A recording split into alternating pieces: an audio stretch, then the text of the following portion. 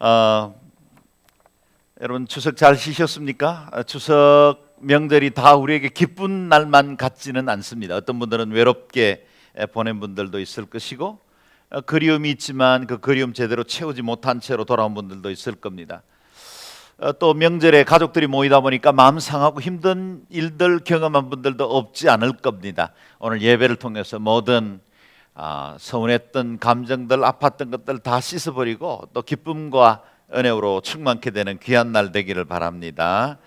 지난 몇 달 동안 에베소 강해를 인도해 주신 하나님께 감사를 드리고요. 그리고 에베소서와 함께 우리가 주님의 은혜 그리고 그 구속, 은총 바라볼 수 있도록 허락하신 그 하나님께 감사를 드립니다.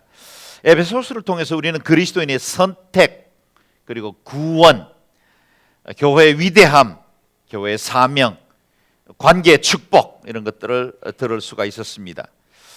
뿐만 아니라 마지막으로 지난 두 번의 강의를 통해서 묵상한 대로 영적 전쟁 가운데 우리가 승리하는 하나님의 사람이 되어야 한다. 하나님의 전신갑주로 무장하라. 그런 말씀을 들었습니다. 오늘 에베소서를 마무리하면서 사도 바울은 무엇보다 깨어 기도하는 사람들이 되라고 우리를 도전하십니다. 18절 말씀 다시 읽겠습니다. 시작. 모든 기도와 간구로 항상 성령 안에서 기도하고 이를 위해 늘 깨어서 모든 일에 인내하며 성도를 위해 간구하십시오. 아멘. 사도 바울이 만약 오늘날의 전쟁의 원리를 알았다면 틀림없이 이 본문을 이렇게 표현했을 겁니다. 기도의 무전기를 가지라. 기도의 무전기를 가지라. 이것은 기도는 영적 통신망이기 때문에 그렇습니다. 오늘날의 전쟁은 정보에 의한 전쟁이라 해도 과언이 아닙니다. 미국이 세계 유일의 최강 군사 강국으로 독주할 수 있었던 것도 미국의 정보 능력 때문이겠지요. 전 세계에 떠 있는 수많은 위성들이 전 세계 군대와 경제적인 움직임들을 다 살피고 있기 때문에 미국의 그 정보력이라는 건 다른 어떤 나라도 추종하기가 힘들 정도입니다. 여러분 아십니까? 우리의 영적 전쟁의 승패도 작전 사령부 되시는 하늘과 우리 영적 개개 전투를 하고 있는 병사들 안에 얼마나 영적인 아름다운 영적인 그 긴밀한 통신 능력이 있느냐에 따라서 승패가 결정된다는 것입니다. 이 땅에서 전쟁하는 것은 우리들이지만 영적 전쟁에 대한 최고의 전략은 하나님께 있지요. 하늘로부터 주어지는 작전 지시에 귀를 기울이고 또 우리의 영적 필요에 대해서 하나님 앞에 의탁함으로 영적 교통을 이룰 때, 그 통신이 원활할 때 작전 수행에 필요한 전략도 공급받을 수 있고 우리의 필요한 보급품도 공급받을 수 있습니다. 그래서 기도는 영적 통신망이면서 동시에 기도는 우리의 영적 보급로이다. 그렇기 때문에 보급로가 막히면 적들에게 포위당하고 고립당할 수밖에 없지요. 사도 바울은 이 보급로에 대해서 강조한 단어 몇 가지를 우리에게 다시 가르쳐주고 있습니다. 항상 기도하고, 기도하되 항상 기도하고, 늘 깨어서 인내하며 성도를 위해 간구하십시오. 기도의 그 영적 통신망이 얼마나 중요한지를 그것을 반복적으로 강조해 나가는 말씀들이죠. 데살로니가전서 5장 17절의 표현대로라면 이렇습니다. 쉬지 말고 기도하라. 쉬지 말고 기도하라. 심장이 뛰는 것을 잠시라도 멈출 수 없듯이 우리의 기도의 창문은 항상 열려 있어야 합니다. 어디로 가든지 언제 무엇을 하든지 간에 적어도 우리의 기도의 창문은 하늘을 향해 언제나 열려 있어야 합니다. 복잡한 시장통을 거닐 때에도 그리고 꽉 막힌 귀경길에 운전을 할 때에도 여러분 우리가 여러 컴퓨터와 또 전화벨 소리가 계속 울리는 사무실에서 일을 할 때에도 언제나 우리의 기도의 창문은 하늘을 향해 열려 있어야 합니다. 쉽겠습니까? 분명 쉽지 않습니다. 그것이 쉬운 일이라면 왜 오늘 본문에서 항상 힘쓰라고 말했을까요? 쉽지 않다는 뜻입니다. 힘써야만 이룰 수 있는 일이에요. 이 기도의 창문은 잘 보이지를 않아요. 그래서 우리 눈앞에 있는 현실들이 더 커 보이기 때문에 언제나 우리가 그 현실에 묶이고 현실 앞에 우리의 마음이 뺏기기가 쉽습니다. 그래서 기도는요, 항상 힘써야 하는 거예요. 힘써야 기도가 나오지 기도가 자연스럽게 이루어지지는 않습니다. 뿐만 아니라 이렇게 항상 힘쓰라고 명령한 것 보면 이 기도가 얼마나 중요한지를 알 수 있습니다. 중요하지 않은 일이라면 이렇게 성경 곳곳에서 기도의 중요성에 대해서 강조할 리가 없지요. 그만큼 중요한 일인데 우리가 이 영적 통신망을 자주 잊어버릴 때가 많이 있다는 겁니다. 사도 바울은 이 영적 통신망을 모든 기도와 간구라고 오늘 표현했는데 데살로니가전서 2장 1절에는 기도의 4가지 종류를 말해주고 있습니다. 읽어볼까요? 시작. 그러므로 무엇보다 내가 권하는 것은 모든 사람을 위해 간구와 기도와 중보의 기도와 감사를 하라는 것이다. 아멘. 간구, 기도, 중보, 감사, 이 4가지는 우리 기도의 핵심 요소이기도 하고 때로는 이 의미가 중첩되기도 합니다. 특히 여기에 중보라는 말은 말 그대로 다리 놓는 기도를 의미합니다. 다리 놓는 기도. 그래서 그리스도인들은 모두 브릿지 빌더다. 브릿지 빌더다. 저와 여러분의 중요한 건축 일 중에 하나는 다리를 놓는 일이다. 그걸 우리는 중보라고 부릅니다. 사도 베드로는 베드로전서 2장에서 우리를 왕같은 제사장이라고 불렀습니다. 모든 그리스도인들은 특별한 종교 지도자나 어떤 사제의 도움을 받지 않고도 하나님께로 나아갈 수 있습니다. 그래서 사제에게 나아가 고해 성사를 함으로 사죄의 은총을 선포받을 필요가 없다는 겁니다. 왜냐하면 하나님이 우리에게 은혜의 길을 활짝 여셨고 우리 각 개인이 만인 제사장으로 하나님의 존전 앞에 언제든지 나아갈 수 있게 하셨습니다. 특권이죠. 그런데 이 왕같은 제사장이라는 말은 우리에게 특권을 말하면서 동시에 의무를 말하기도 합니다. 제사장은 스스로를 위해서 존재하는 사람들이 아닙니다. 제사장은 백성들의 죄를 속죄하고 하나님께 대신하여 용서를 구하고 기도하는 자가 제사장의 역할입니다.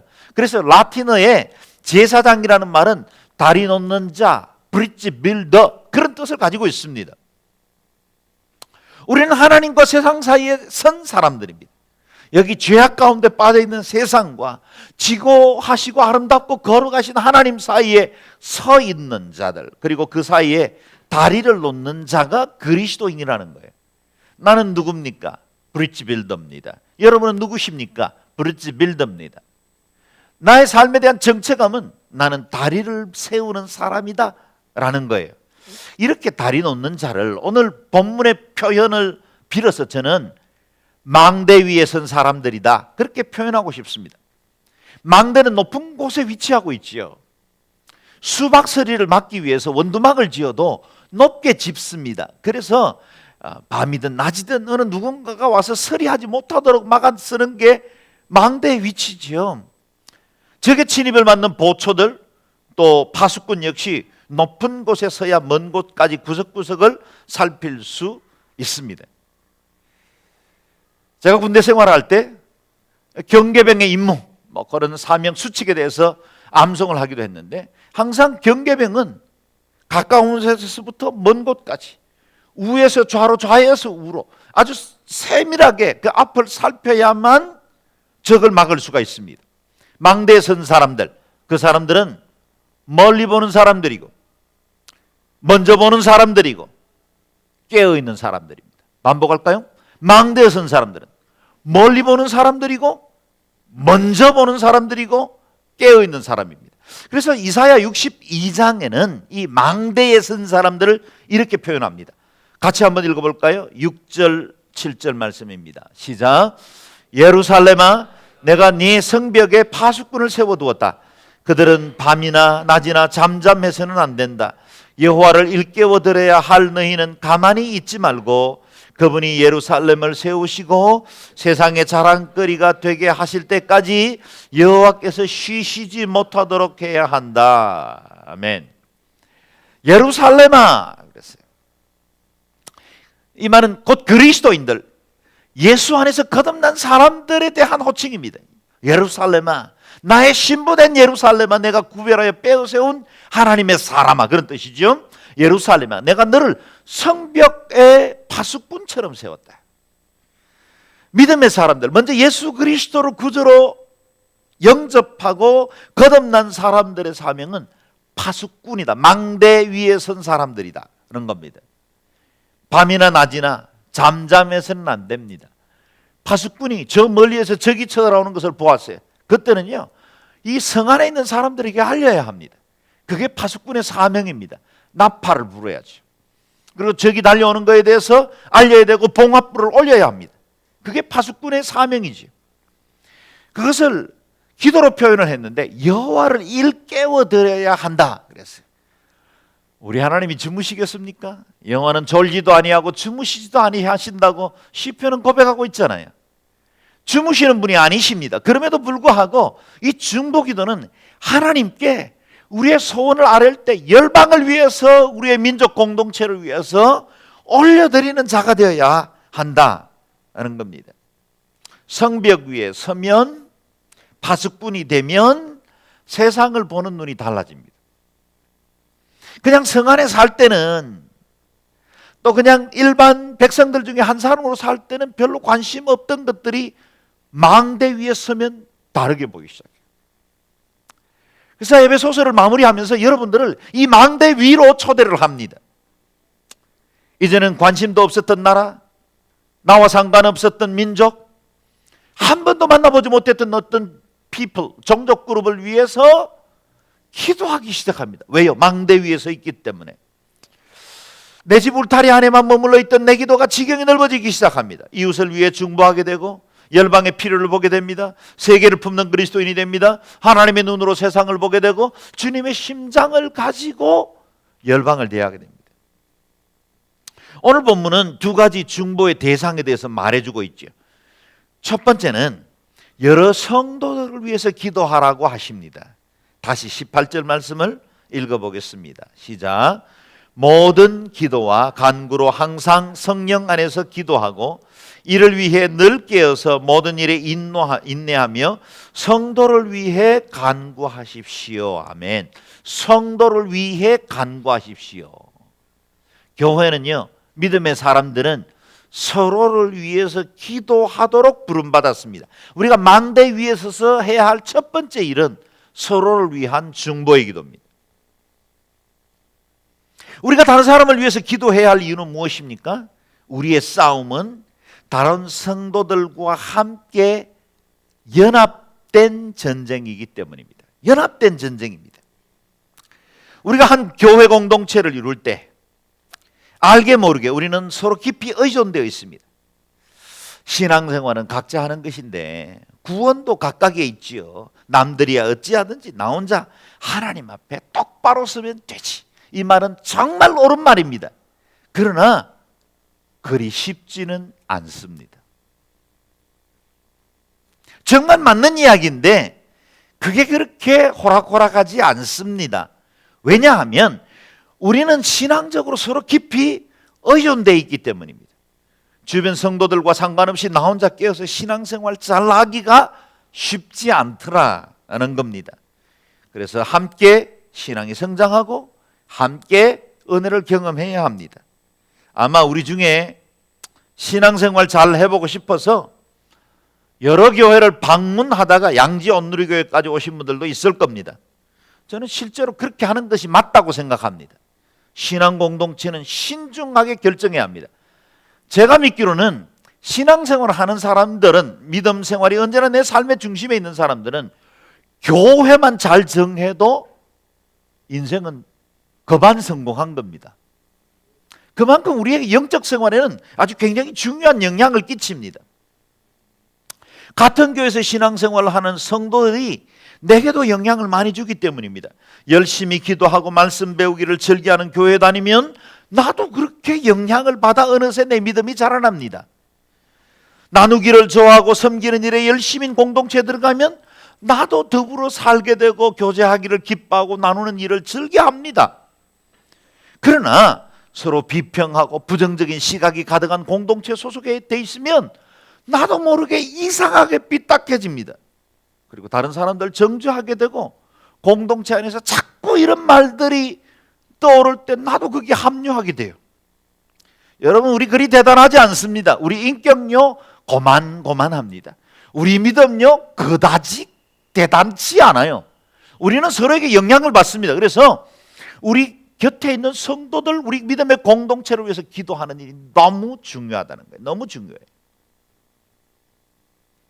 그러므로 서로를 위해서 기도해야 합니다. 또 서로를 축복해야 합니다. 나와 함께 신앙생활하는 성도가 복을 받아야 나도 덩달아 복을 받습니다. 한 몸이기 때문에 그렇습니다.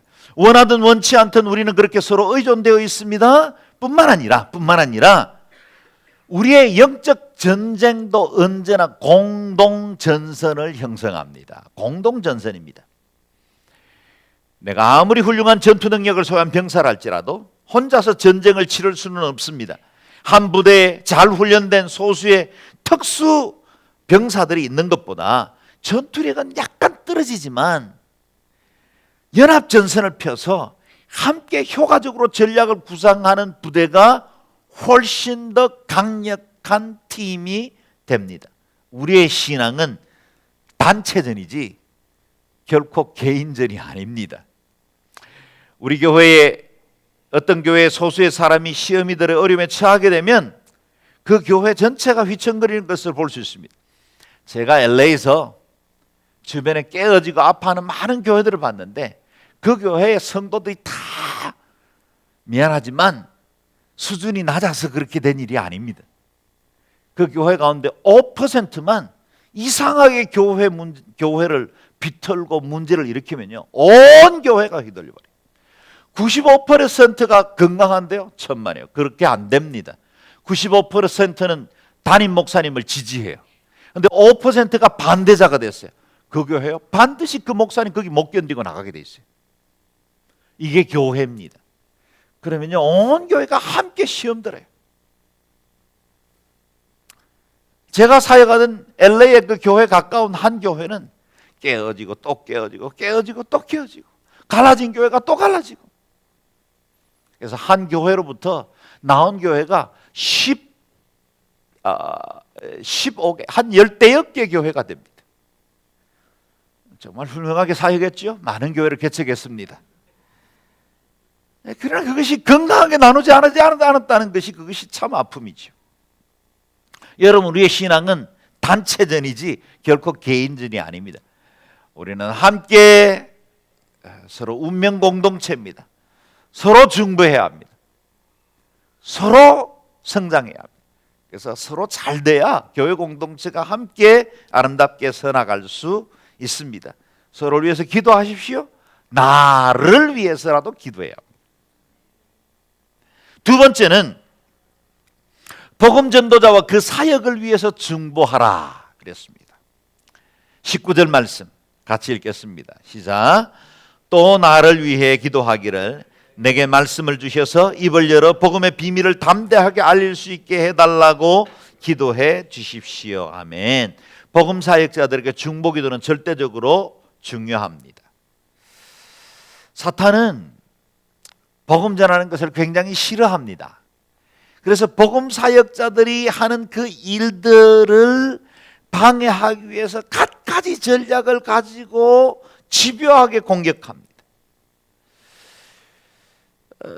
바울은 한순간도 기도의 능력이 없이는 제대로 선교 사역의 열매를 거둘 수 없음을 잘 알고 있었습니다.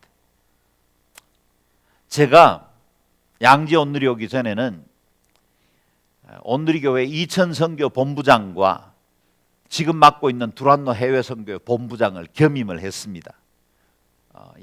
하나는 패러처치, 하나는 로컬 처치, 두 교회의 선교 본부를 겸임을 했어요.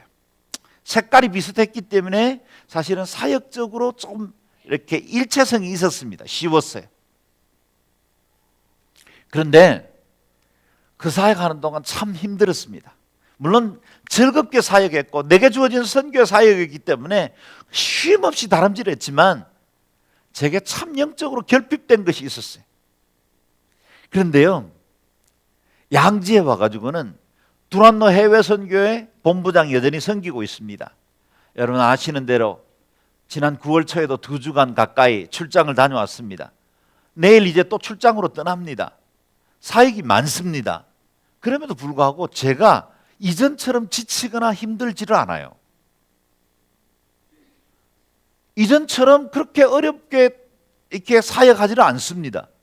그리고 늘 즐거워요. 기뻐요. 사역이 재밌어요. 힘이 나요. 할렐루야. 근데 비결이 어딘지 아세요? 교회를 섬기기 때문이에요. 양지원 누리교회 죄송하지만 저도 조금 힘듭니다. 힘들어요. 저도 선교 단체와 이 로컬 처치를 섬기는 건 쉽지 않습니다. 교회는 구심력이 강합니다. 우리 목사 오늘 또 출장가? 성도들은 그렇게 생각합니다. 언제나 우리 중심으로 모여들기를 원해요. 교회 내에 모든 관심과 또 열정을 집중해 주기를 원하는 게 교회 공동체입니다. 뭐 나쁘지 않아요. 그건 교회의 특성입니다. 그러나 선교단체는 언제나 원심력이 강합니다. 밖으로 뻗어나가야죠. 뭔가 사역을 해야 됩니다. 이 원심력과 구심력이라는 두 개의 에너지를 같이 움직이다 보니까 제가 때로는 조금 헷갈릴 때도 있어요. 좀 실수도 하고 늘 우리 성도들에게 미안해요. 제대로 섬기지 못하는 목사 길이 참아주셔서 진짜 감사하고 있습니다. 그런데도 저는 늘 감사한 게 제가 목양을 하고 제가 떠나면 언제나 저를 위해서 기도하는 성도들이 있어요. 그게 저는 너무 좋아요.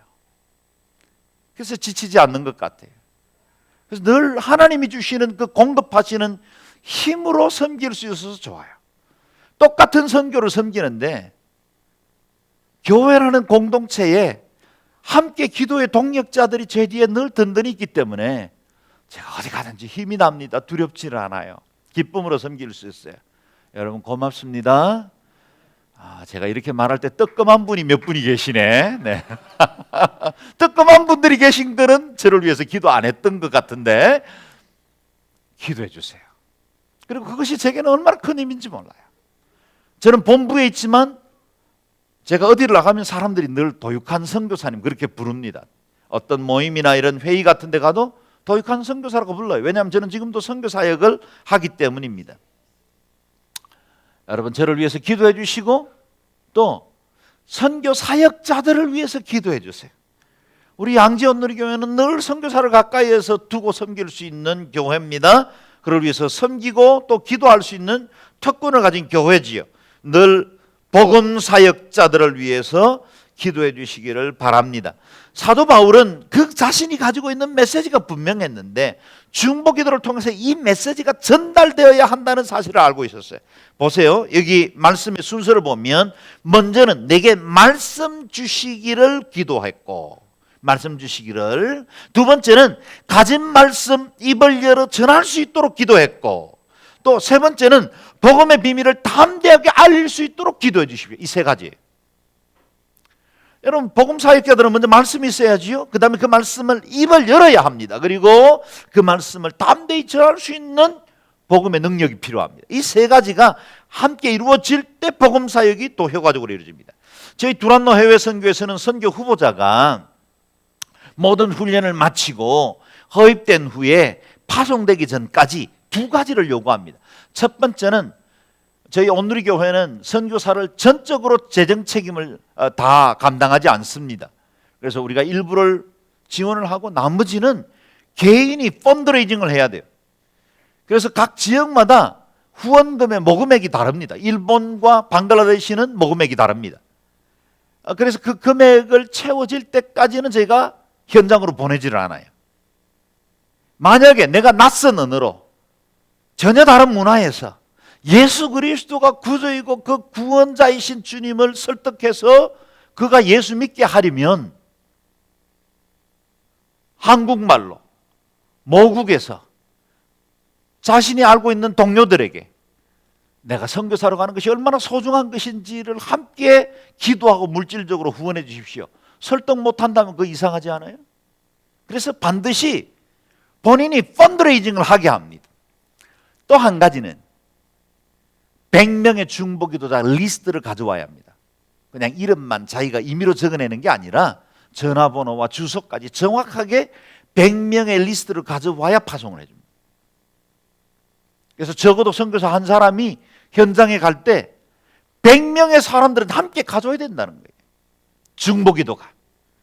영적 이 파워가 같이 가주지 않으면 결코 사역을 제대로 이루어 나갈 수가 없어요. 그래서 이 두 가지가 요구하고 이것이 준비를 충분히 채워지지 않으면 하나님께서 아직 그 사람이 준비된 사람이라고 준비된 사람이라고 여기지 않는다고 저희는 간주합니다. 이 사람 아직 준비가 안 됐구나, 덜 됐구나, 그렇게 간주합니다. 왜냐하면 중보의 사람들 그리고 물질 이 두 가지는 선교 사역 할 때는 아주 절대적으로 현장에서 필요한 것들이기 때문이죠. 저희 가정이 스리랑카에서 선교사로 섬길 때는 여러 가정과 7 유닛이 팀을 이루어서 사역했습니다. 팀워크도 정말 즐겁게 감당할 수 있었고 사역에서도 많은 열매를 맺을 수 있었습니다. 그러나 그것은 우리 현장 선교사들이 잘 준비되었기 때문만이 아니었습니다. 우리에게는 SAM, South Asia Mission이라는 중부 기도의 사람들이 있었습니다. 그 후방 사람들과 우리는 언제나 한 라인을 가지고 있었어요. 각각의 선교사님들이 자신의 중보 기도 일꾼들을 모으기도 했지만 그 사람들이 또 한 달에 한 번씩은 서빙고 교회에서 모여서 언제나 그 지역에 있는 선교사님들을 위해서 일제히 기도하는 시간을 가졌어요. 저희 가정이 나가면서 만든 중보기도 모임인데 20년이 지난 지금에도 한 번도 그러지 않고 계속해서 모이고 있습니다. 그리고 온누리교회 사역 베이스들 가운데서 가장 사역팀이 잘 이루어지고 현장에 견고한 베이스가 세워진 선교지 중에 하나가 되었습니다. 그건 어느 누구 개인의 능력에 있지는 않아요. 처음부터 기도하는 하나님의 일꾼들이 함께 동력할 수 있었고 또 그들 중보 기도자들이 있었기 때문에 이 사역이 가능했습니다. 심지어 어떤 때는 선교사들에게 공식적으로 기도 제목을 보낼 수 없는 제목들이 많이 있습니다. 선교 기도 제목 보내주세요. 그러면 대부분 2번에서부터 보내요. 1번은 안 보냅니다. 왜요? 1번은 다 개인적이고 내밀한 것이고 개인에게 있어서 중요하지만 그것을 밖으로 내기는 왠지 부끄러운 것 같고 자칫하면 선교사들에게 무슨 이 선교사가 그런 것까지 기도하나 이런 부끄러울까 봐 기도 제목 내놓지 못하는 그런 것들이 많이 있어요. 그런데요, 현장에 있다 보면 가끔씩 선교사님들이 중보기도자들이 전화를 해요. 선교사님 괜찮으세요? 제가 요즘 계속해서 며칠 동안 선교사님 되면 기도에 부담이 있어요. 하나님 계속 기도를 시키는데 무슨 일이 있을 것 같아요. 그럼요, 그때는 거의 예외 없이 우리가 무슨 일을 아파하고 있던 때 하나님이 우리의 연약함을 아시고 중보기도 영적으로 깨어있는 사람들에게 기도를 채우시는 거예요. 그렇게 해서라도 하나님 당신의 일들을 이루어 가셨다는 겁니다. 그런 기도의 부대가 있었기 때문에 선교 사역을 온전히 감당할 수 있었습니다. 저는 발칸포였지만 포병 부대에서 일했습니다. 105mm 곡사포, 155mm 곡사포 두 부대가 우리 부대와 함께 있었죠. 포병은 일선에서 적들과 접전하지는 않습니다. 그러나 포병의 역할은 엄청나게 중요하죠. 저 먼 거리에서 어쩌면 저 산 너머에서 말이죠. 엄청난 화력을 가지고 포를 쏘죠. 그리고 적 진지를 먼저 초토화시키고 나서야 보병이 뛰어들어가는 거예요. 선교 현장에 있는 우리 선교사님들이 보병이라면 여기 있는 중보의 기도 일꾼들은 포병이에요. 우리는 다 현장에 가 있지는 않아요. 그러나 우리가 영적으로 적합한 이 기도의 제목을 가지고 현장에 적의 이 화력을 무력화시킬 만한 포탄을 쏘아 보내지 않으면 어떻게 선교사들이 그 현장 사역을 성공적으로 감당할 수 있겠습니까? 중보기도가 필요합니다. 영적 화력을 지원하는 사람들이 되어야 합니다. 우리는 중보기도를 통해서 한 민족의 운명도 바꿀 수 있습니다. 기도는 역사의 물줄기조차 바꿔버립니다. 아무도 구소련이 이렇게 붕괴될 줄 몰랐지만 동서냉전의 종식을 위해서 기도하던 사람들에게는 이미 예견된 일이었습니다. 하나님 앞에 무릎 꿇은 한 사람은 기도하지 않는 민족의 힘보다 강합니다. 모세 한 사람이 무릎을 꿇었을 때 광야에서 금송아지를 만들던 이스라엘 민족 전체보다 하나님은 더 귀하게 여기셨습니다. 이 모세를 통해서 하나님께서 치유하신 이야기가 시편 106편 말씀인데요. 같이 읽어보겠습니다. 그러므로 여호와께서 저희를 멸하리라 하셨으나 그 택하신 모세가 그 결렬된 중에서 그 앞에서 서서 그 노를 돌이켜 멸하시지 않게 하였도다. 아멘. 이미 결렬된 것입니다. 결렬됐다는 말은 좀 전문적인 용어로 말하면 끝장났다 그런 뜻입니다. 이미 다 끝장난 겁니다. 관계도 결렬됐고 미래도 보이지 않고 앞으로 어떻게 해야 될지 모르는 상황 중에 빠졌습니다. 그런데 그 결렬된 중에 그 앞에 서서 모세가 말이죠, 하나님의 노를 돌이켜 멸하시지 않게 하셨습니다. 여러분, 이 말씀 굉장히 중요한데 억수로 중요합니다. 여러분, 한 피조물인 모세가 대단한 사람이 아니에요. 우리와 똑같은 성등을 가진 사람이에요. 그 한 사람 모세가 하나님이 이 땅을 멸하시리라, 여호와께서 저희를 멸하시리라 결정하신 걸 번복시켰어요. 이게 가능한 일이겠어요? 가능하다니까요. 성경이 말하고 있잖아요. 아브라함의 거래를 보세요. 창세기 18장. 그 성의 의인 50, 45, 40, 30, 20, 10 거래를 하잖아요. 그런데도 하나님은 그 모든 기도를 다 듣고 계세요. 모세 한 사람의 기도 때문에 하나님이 결정하신, 내가 멸하리라 했는데 뜻을 돌이키세요. 이분이 하나님이세요. 이게 우리의 중보기도예요. 우리가 하나님 앞에 무릎을 꿇으면 하나님께서 인류를 멸하시려고 계획하신 것조차도 연기하실 수 있어요. 포기하실 수 있어요. 왜요? 모세의 기도는, 아브라함의 기도는 하나님의 마음을 안 기도해요. 하나님은 악인한 사람이라도 망하는 걸 원치 않으세요. 하나님은 심판하는 게 목적이 아니에요. 그분의 의도가 아니에요. 하나님은 한 사람이라도 살리는 게 그분의 목적이에요. 모세는 알았어요. 아브라함은 알았어요. 그러니까 거래하는 거예요. 하나님 그거 묵묵히 다 받아주시는 거예요. 왜냐하면 하나님의 마음 안에서 드려지는 기도이기 때문에. 여러분, 우리가 북한 땅을 위해서 기도했어요? 앞으로도 계속 기도해야 합니다. 왜요? 하나님의 마음이 북한을 저렇게 멸하는 것 원치 않아요. 핵으로 불받아요? 큰일 날 소리 하지 마세요. 북한이 조금 침략하고 우리가 쫙 밀고 들어가서 천마리 네이션, 그렇게 안 됩니다. 이제는 전방과 후방이 없는 전쟁이에요. 전쟁 빵 터졌다.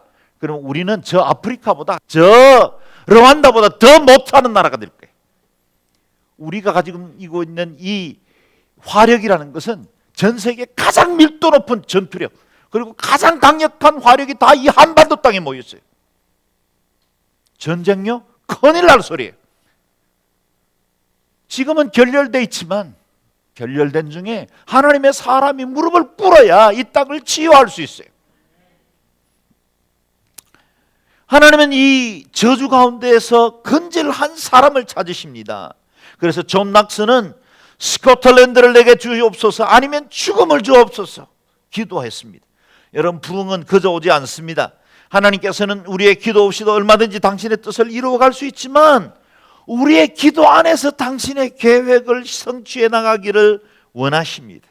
이 땅의 부흥운동도, 이 땅에 대한 심판도 하나님은 당신의 사람들이 기도하기를 원하세요. 하나님이 이 땅의 저주 가운데 막았을 한 사람을 찾으시는데요, 에스겔서 22장 30절 같이 읽어보겠습니다. 시작.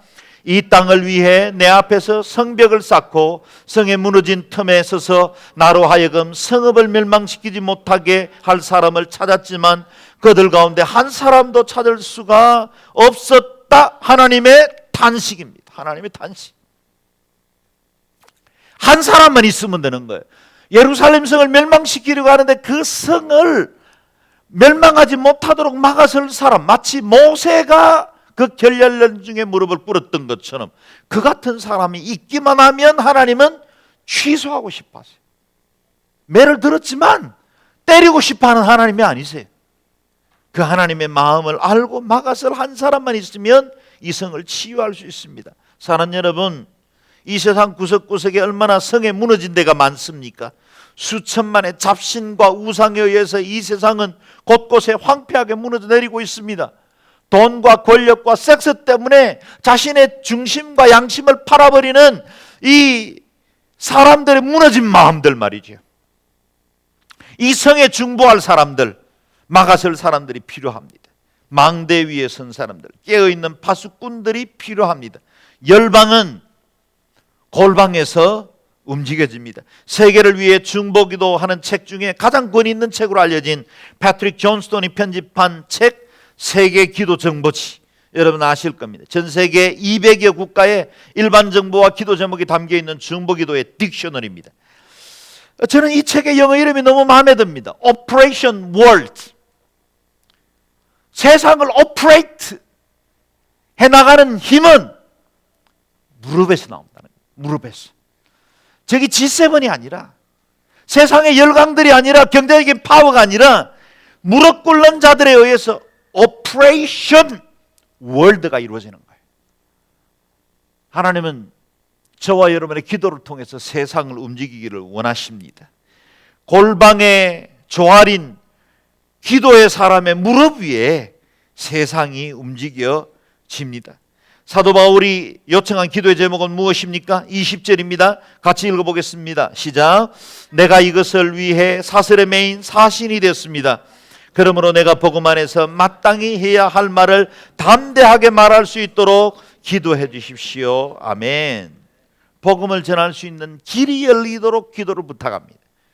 골로새서 4장은 약간 다르게 표현하고 있습니다. 읽어볼까요? 시작.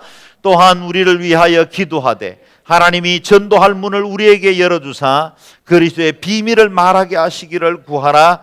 내가 이것을 인하여 매임을 당하였노라. 아멘. 바울은 감옥 안에 있습니다. 그런데 그가 감옥 문을 열어달라고 기도하지 않고 전도할 문을 열어달라고 기도하라고 요청합니다. 그는 감옥이라는 환경이 변화되는 것보다 복음이 전달될 수 있는 기회가 열리기를 기도하고 있습니다.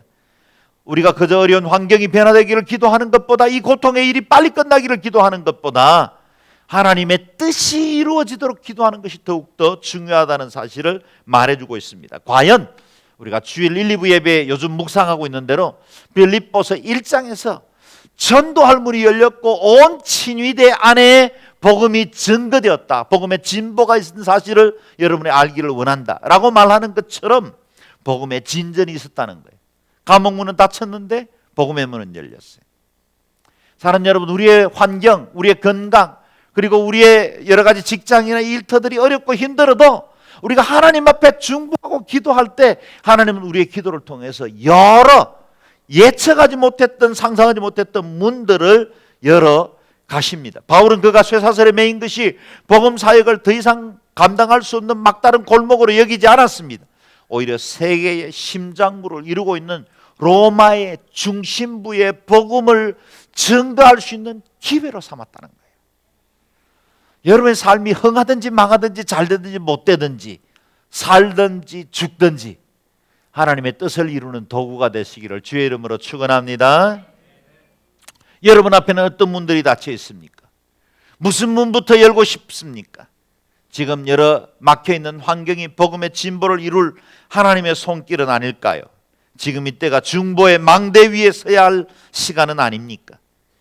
여러분의 중보가 절실하게 필요한 사람들, 그리고 우리의 기도가 채워져야만 하는 열방 구석구석에 수많은 사람들을 위해 오늘 에베소서를 마무리하며 여러분과 함께 중보의 망대 위로 올라가시기를 바랍니다.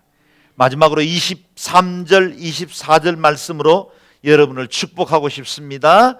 여러분 가슴에 두 손을 얹으십시오. 제가 축복합니다. 하나님 아버지와 주 예수 그리스도로부터 평강과 믿음을 겸한 사랑이 형제들에게 있기를 빕니다.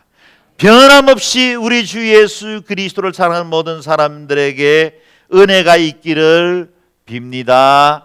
아멘. 옆에 분들에게도 동일한 말씀으로 축복해 주시기를 바랍니다. 옆에 분들에게도 동일한 말씀으로 읽습니다. 시작.